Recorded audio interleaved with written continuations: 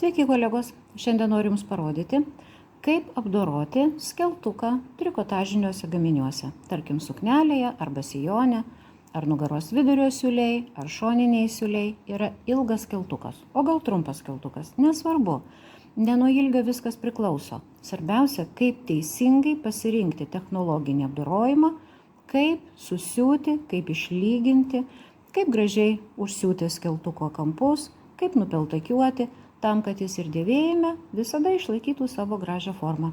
Pirmiausia, nusibraižom, kokio aukščio mes norime skeltuko. Tada mums reikia pasižymėti skeltuko aukštį ir būtinai prisidėti skeltuko užlaidą. Siūlė overloko yra kažkur apie 8 mm. Susiuvimui nesisiūsime su overloku. Skeltuko užlaidos plotis 3 cm. Būtinai nepalikinėkite tokios siauros užlaidos, todėl kad skeltukas turi turėti normalią palanką, tada jisai bus stabilus, tada jisai bus gražus. Pasižymim skeltuko užlaidą. Atkreipkite dėmesį. Iki šitos vietos aš norėsiu, kad būtų susiūtas skeltukas. Pasižymiu. Kai žymiu skeltuko užlaidos tą plotį 3 cm, aš jį darau ne kampu, o šiek tiek už apvalinu, man reikės apmėtyti su overloku, ką man ten bereikalingos problemos. Ir palieku šiek tiek platesnę užlaidą, atkreipkite dėmesį, ties skeltuko viršutinių užsiuvimo tašku. Skeltukas sudurtinis reikia paklijuoti. Naudojam trikotažinį klijinį įdėklą. Nesugalvokit klijuoti flizelinu. Šitas trikotažinis klijinis įdėklas, jisai turi šiek tiek tamprumo į vieną pusę ir yra stabilus. Čia yra skeltuko ilgis, va taip turi klijinis įdėklas nesitempti. Pridėsiu ir paklijuosiu. Aš jį išsikirpau taip, kad jisai man dar užeitų šiek tiek į viršų, negu kad aš užsiūsiu patį skeltuką. Man reikia stabilumo štai šitam taške. Klijinis įdėklas iškirptas taip, kad jisai ateitų iki lenkimo linijos. Priklijuosiu su lygintuvu skeltuko užlaidas. Kadangi gaminys yra trikotažinis, visos siūlės bus siuvamos overloku. O mūsų skeltuko štai šitos užlaidos, jos nusivers viena į vieną pusę, kita į kitą pusę. Vadinasi, jos turi būti apmėtytos atskirai. Tam, kad taip mes padarytumėm ir kad padarytumėm teisingai, aš apmėtysiu vieną skeltuko užlaidą ir dalį siūlės atskirai. Apmėtau iš gaminio gerosios pusės. Jūs visi žinote mano nuostatą dėl siūlų parinkimo, kad jie turi būti į spalvą. Bet tam, kad jums būtų aiškiau, aš parinkau kontrastingus siūlus.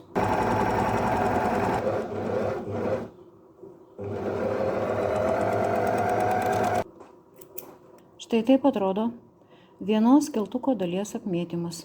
Toliau nebemėtau, jau bus susiuvimas su kita detale. Apmėčius, sudedu abi detalės gerosiomis pusėmis. Sutapdinu kraštus ir susiūsiu jas su overloku. Siūsiu, pradedant nuo pat viršaus, tiek kiek jūs turite siūlės, šiek tiek užvažiuosiu ant prieš tai buvusio overloko, tada atlenksiu apmėtytą dalį ir toliau jau pratęsiu tik tai per vieną skeltuko kraštą iki apačios.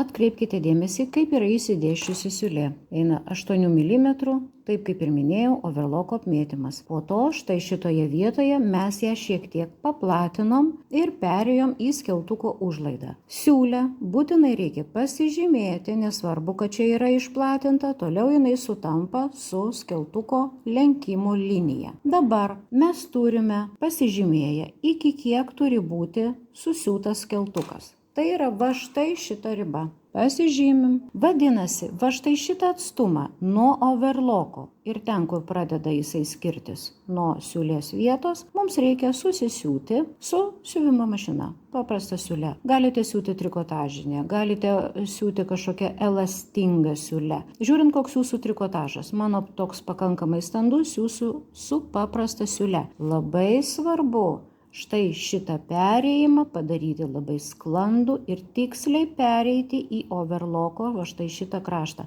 Štai taip matosi prasiuvimas. kitą paėmiau pusę dar labiau kontrastingą siūlą, jisai matosi dar labiau. Dabar mums reikia nulyginti skeltuką vieną į vieną pusę, kitą į kitą pusę per lenkimo liniją. Šitą pusę išlyginam skleistai. Siūlė yra nulyginama į vieną kažkurią tai pusę, žiūrint, kur pas jūs yra priekis, kur yra nugara. Išlyginus, skeltukas atrodo štai taip. Siūlė yra tiesi, pereinanti į skeltuką sudurtinį. Pasižymėjau pačios lenkimo liniją, jinai yra 3 cm. Prieš pabaigiant siūti skeltuką ir darant apdailos peltakius, sutvirtinančius skeltuko kraštus, reikia išsisiūti skeltuko apatinius kampus. Prieš pradedant siūti skeltuko apatinį kampą įstrižai, mums reikia pasižymėti kontrolinius taškus, tam, kad juos sutapdintumėm.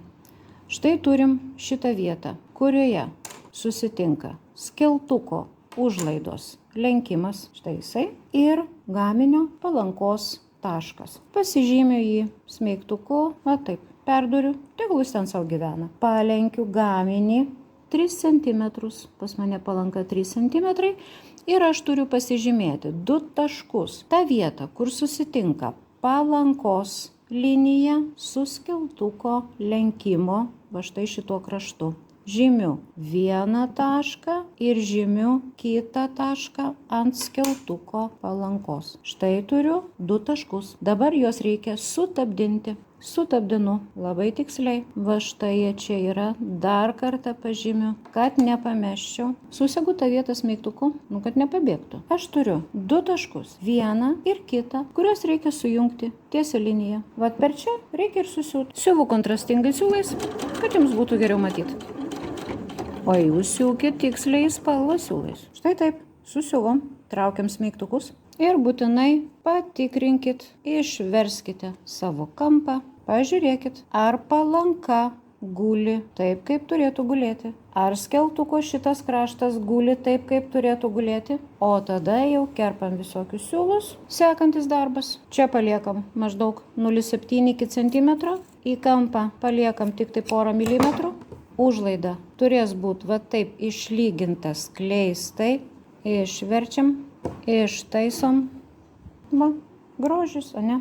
Kitą kampą padarysim lygiai taip pat. Kai skeltuko kampus sutvarkėme, reikia padaryti viršutinį ir šoninius skeltuko tvirtinančius peltakius. Pasižymim viršutinį tašką, kuriame susitiks peltakiai. Aš jį darau trupučiuką aukščiau už siuvimo vietos. Tada štai čia 60 laipsnių kampu nubrėšiu liniją, kuri atitinka skeltuko užlaidos iškirpimą ir pasirinksiu 2,5 pločio peltakį, kuris eis iki pat apačios. Kadangi tai yra trikotažas, reikėtų pritvirtinti tvirtai jau mašininiu dygsniu, o ne rankomis, tam, kad nesijaustų jūsų pritvirtinančių dygsnių. Pasižymėjus peltakių vietą, būtina susisiekti ir pritvirtinti skeltuko užlaidą prie gaminio, arba galite susitaikstyti. Pradėsiu nuo apačios ir apvažiuosiu aplink visą skeltuką. Būtina pasididinti dygsnio ilgį